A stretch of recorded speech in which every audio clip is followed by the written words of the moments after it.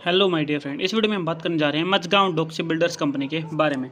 तो वीडियो की शुरुआत सबसे पहले हम न्यूज़ से करेंगे। तो न्यूज़ क्या है, कंपनी ने रिपोर्ट दी है टर्नओवर के ऊपर। ठीक है, फाइनेंशियल ईयर 2025 की और 24 दोनों का कंपैरिजन की बात करते हैं तो 2024 में कंपनी का जो टर्नओवर था वो 9,466 करोड़ था, जो कि 2025 के फाइनेंशियल ईयर में बढ़कर 10,775 करोड़ हो गया है। ठीक है, तो ये एक बड़ा उछाल हमें टर्नओवर में देखने को मिला, तो जिसका काफ़ी पॉजिटिव रिजल्ट आने वाले समय में देखने को मिल सकता है। अब एक चीज़ देखिए, जैसा कि हम सब जानते हैं यूएस और चाइना दोनों कंट्रीज़ के बीच में टैरिफ को लेकर एक वार छिड़ी हुई है। ठीक है, यूएस ने टैरिफ लगाए थे चाइना के ऊपर।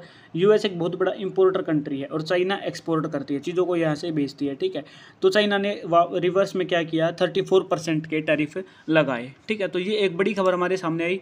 China set to impose a 34% tariff on all American products. ठीक है, फ्रॉम अप्रैल 10 2025। तो जिसके बाद से, ऐसी खबर के बाद से क्या हुआ कि इंडियन स्टॉक मार्केट भी काफ़ी गिरता हुआ हमें दिखाई दिया। अब यहाँ पर एक चीज़ को समझिए। ठीक है, काफ़ी बड़ी गिरावट में देखने को मिली थी, यानी कि जो मार्केट थी वो बहुत गैप डाउन ओपन हुई थी।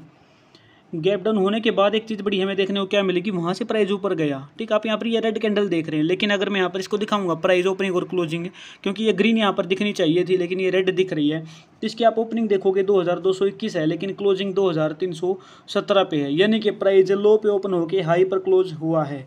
ठीक है, ओवरऑल ये 8% डाउन थी, लेकिन इतनी गैप डाउन होने के बाद भी ये प्राइस हमें ऊपर जाता हुआ दिखा। मैक्सिमम स्टॉक डिफेंस सेक्टर के हमें वहाँ पर जो बायर्स है वो काफ़ी एग्रेसिवली एक्टिव होते दिखे। जैसे ही प्राइस नीचे गैप डाउन ओपन हुआ, बहुत ज़्यादा बाइंग हमें इन चीज़ों में देखने को मिली, जो भाई हो सकता है रिटेल इन्वेस्टर की हो या फिर डोमेस्टिक इंस्टीट्यूशन DIA इसमें एक्टिवेट हुआ हो। लेकिन जो भी हमारी जो डिफेंस सेक्टर या जितने भी रेलवे सेक्टर की कंपनी जो काम कर रही हैं, ठीक है, वो काफ़ी पॉजिटिवली चीज़ों को लेके यहाँ पर काम कर रही हैं, क्योंकि काफ़ी लंबे समय से स्टॉक मार्केट गिर रहा था प्राइस, और अब जो है वो तेज़ी पकड़ रहा है। ठीक है, तो इंडियन स्टॉक मार्केट के ऊपर इस न्यूज़ का जो कि वर्ल्ड वार है यूएस और चाइना का, इसका काफ़ी कम इफेक्ट हमें देखने को मिल रहा है। कल एक बड़ा इफेक्ट देखने को मिला, अदरवाइज यहाँ पर आप देख रहे हैं कि जैसे यूएस टैरिफ्स लगा रहा है, इंडिया पे काफ़ी कम टैरिफ लगाए हैं।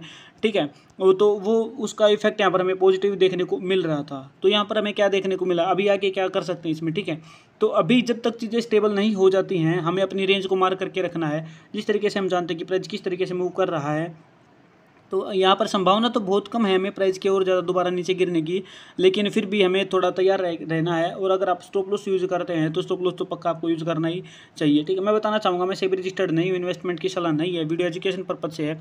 तो यहाँ पर आप ये रेंज देखिए। ठीक है, जब तक ये प्राइस इस रेंज में रहेगा ना, तो हमें थोड़ा सा संभल कर रहना पड़ेगा, इस रेंज को मार करके ही रखना है जब तक प्राइस इस रेंज में है, जैसे कि हम सब जानते हैं। अब इसको अगर वीकली टाइम फ्रेम में मार्क करते हैं, तो वीकली टाइम फ्रेम में भी आप देखोगे तो प्राइस किस तरीके से हमें आगे बढ़ता दिख रहा है।